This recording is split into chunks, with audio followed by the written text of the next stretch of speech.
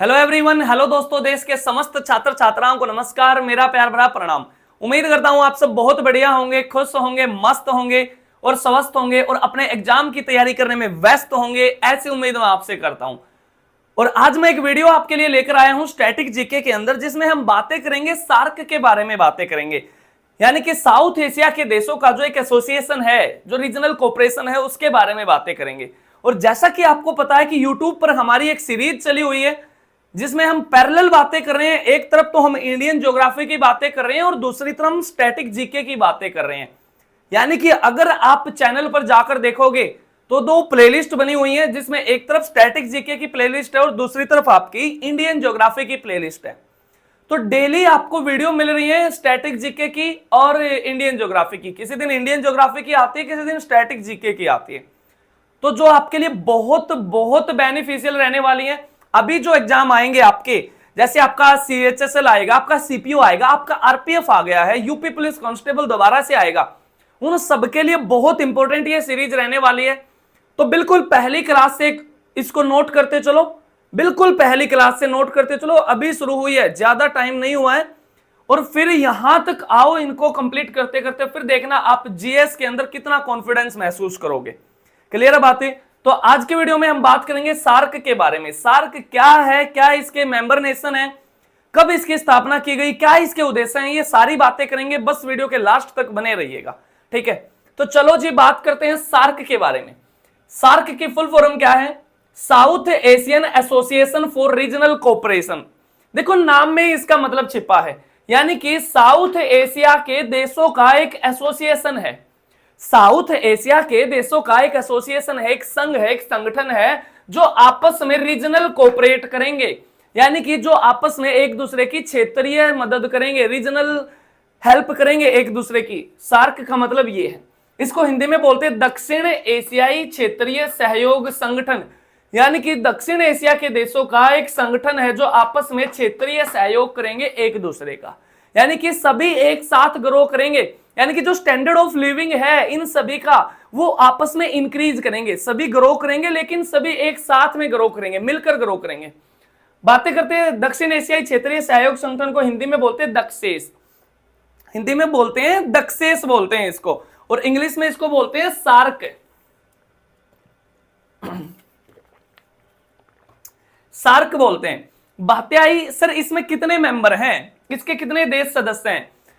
तो एक बात बताओ मेरे को, जब भी आपकी बॉडी के अंदर पेन होता है, जब भी आपकी बॉडी के अंदर पेन होता है, तो आप एमबीबीएस डॉक्टर के पास जाते हो या झोला छाप डॉक्टर के पास जाते हो?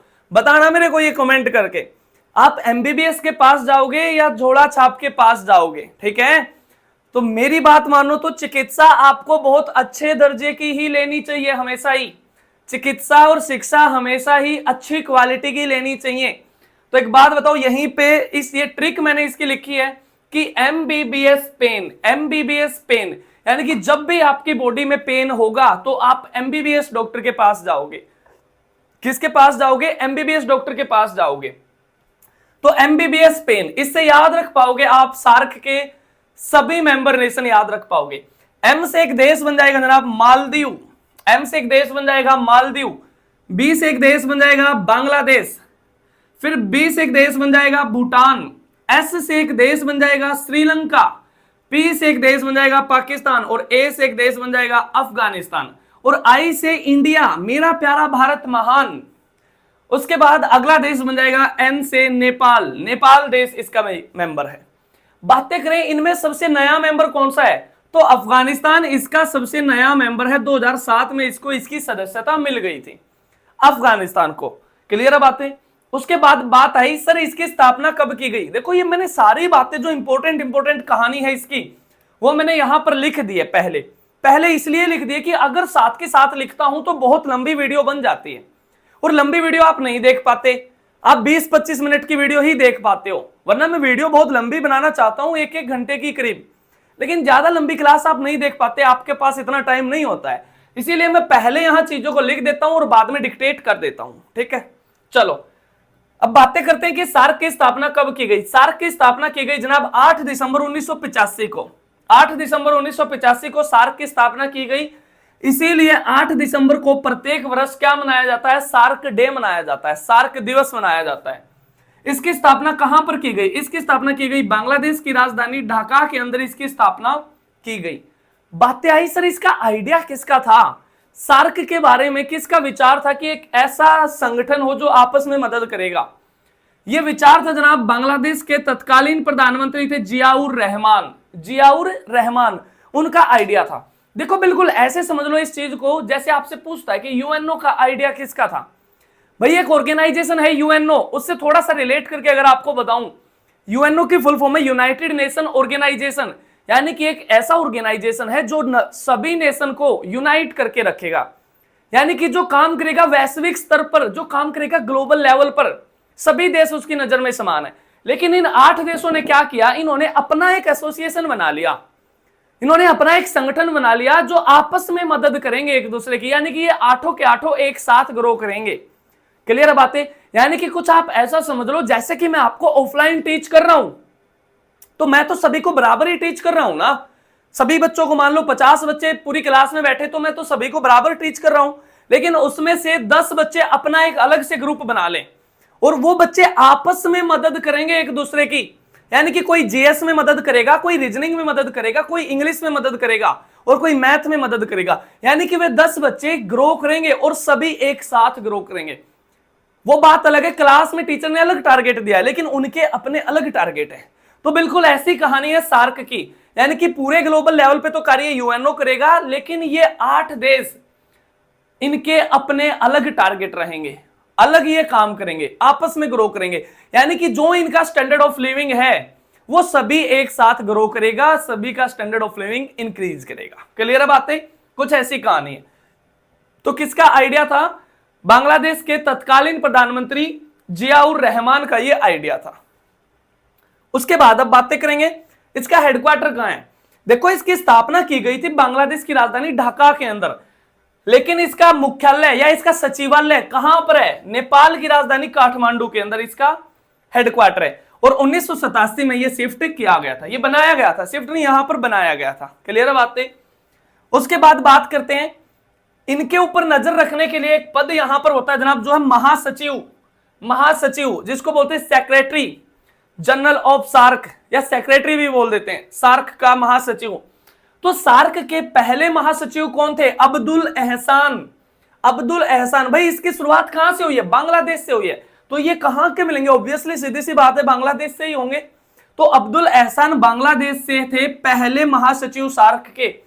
अगर आपसे पूछ ले कि सार्क का कार्यकाल कितने साल का है, तो सार्क का कार्यकाल 3 ईयर का, 3 साल का सार्क का कार्यकाल, मतलब सार्क के महासचिव का कार्यकाल 3 साल का होता है।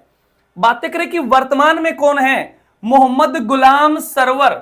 मोहम्मद गुलाम सरवर भी अब हाल फिलहाल में क्या है? सार्क के महासचिव। ये किस देश से हैं? ये भी बांग्लादेश से महासचिव हैं।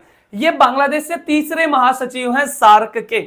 अगर बातें करें कि क्या सर भारत से कोई महासचिव आया है सार्क के अंदर, यानी कि भारत से 2 आए हैं। एक है जनाब आपके श्रीकांत किशोर भार्गव और दूसरे हैं आपके शीलकांत शर्मा।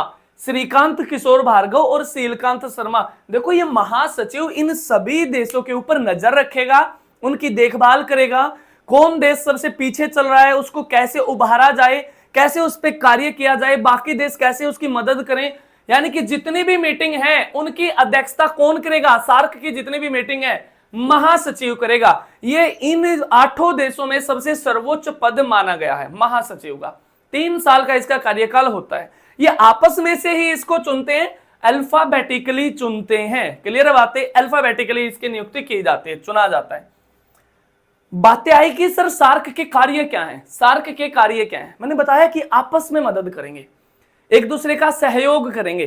किस क्षेत्र में सहयोग करेंगे? यानी कि वो आपस में आर्थिक मदद करेंगे एक दूसरे को, यानी कि वित्तीय सहायता प्रदान करेंगे एक दूसरे को। अगर कोई देश बहुत पीछे है, उसकी अर्थव्यवस्था में बहुत मंदी आई हुई है, तो बाकी 7 देश मिलकर उसकी मदद करेंगे। अगली कहानी क्या है?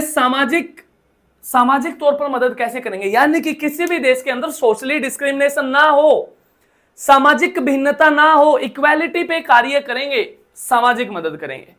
अगली कहानी क्या है? सांस्कृतिक मदद करेंगे। सांस्कृतिक का मतलब क्या है, सभी देश एक दूसरे की कल्चर को प्रमोट करेंगे, एक दूसरे की संस्कृति को बनाए रखेंगे। कैसे बनाए रखेंगे जनाब, जैसे कि कहानी ऐसी है, मान लो हमारे भारत के अंदर कोई भी फेस्टिवल आयोजित होता है, मान लो बहुत बड़े स्तर पर हमारे यहां पर मनाया जाता है कुंभ का मेला, तो उस मेले के अंदर हम इनमें से किसी भी देश को भागीदार देश बना लेंगे, भागीदार बना लेंगे, यानी कि उसमें उस देश की कल्चर को दिखाया जाएगा, रिप्रेजेंट किया जाएगा। ऐसे ही फिर अगले देश के अंदर जब कोई भी फेस्टिवल आयोजित किया जाएगा नेशनल लेवल पर, तो वो भारत को अपना भागीदार देश, भागीदार कंट्री बना लेगा, यानी कि वहां फिर हमारी कल्चर को प्रमोट किया जाएगा। तो आपस में एक दूसरे की संस्कृति को भी बढ़ावा देंगे। अगली कहानी क्या है कि शिक्षा पर कार्य करेंगे।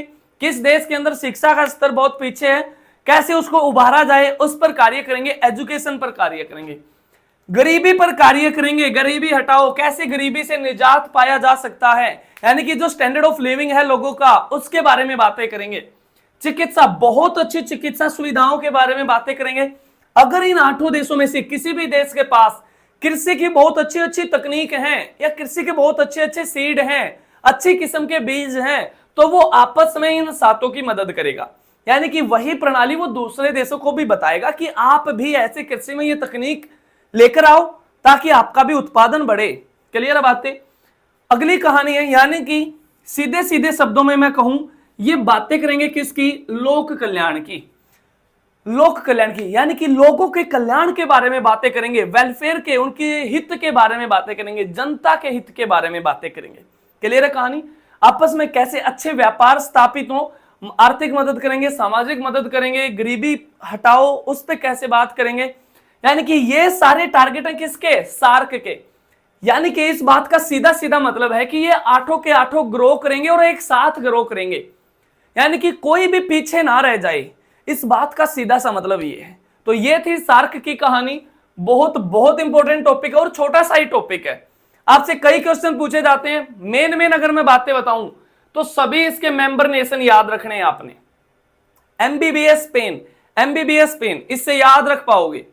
इसकी स्थापना पूछता है, इसका हेडक्वार्टर पूछता है, इसके महासचिव पूछता है। भारत से अगर कोई रहा है तो 2 व्यक्ति रहे हैं, एक श्रीकांत किशोर भार्गव, एक शीलकांत शर्मा। आइडिया किसका था, जियाउर रहमान का। क्या इसके कार्य हैं सार्क के, मैंने सारी बातें आपको बताई हैं। तो आज की वीडियो में यहीं तक, बाकी बातें अगली वीडियो में। तब तक के लिए खुश रहो, मस्त रहो, स्वस्थ रहो, अपना ख्याल रखो और अपने घर वालों का ख्याल रखो। और देखो, रोजाना की चीजें रोजाना पढ़ा करो, ठीक है। ये जो एक एक वीडियो आपके लिए लेकर आ रही है बहुत इंपॉर्टेंट रहने वाली है। हर एक वीडियो जो आपके लिए आ रही है, देखो बहुत सारे बच्चे ऐसे होते हैं जब एग्जाम आता है ना, जब उन्हें ये लगता है कि मैं 1 महीना पढ़ा है मेरे पास, मैं बड़े आराम से रिवाइज कर लूंगा, मेरे पास तो 1.5 महीना बड़े आराम से रिवाइज कर लूंगा, लेकिन नहीं हो पाता जनाब। ये एक एक वीडियो या एक एक दिन की मेहनत ही आपका नाम लेकर आएगी उस रिजल्ट की पीडीएफ में। हर एक दिन कीमती है, हर एक दिन। देखो ये जिंदगी है ना, आपको हर रोज मिलती है, हर रोज मिलती है, जिसको आप टुमारो के नाम से जानते हैं। और मूर्ख हैं वो लोग जो ये कहते हैं कि जिंदगी तो एक बार मिली है।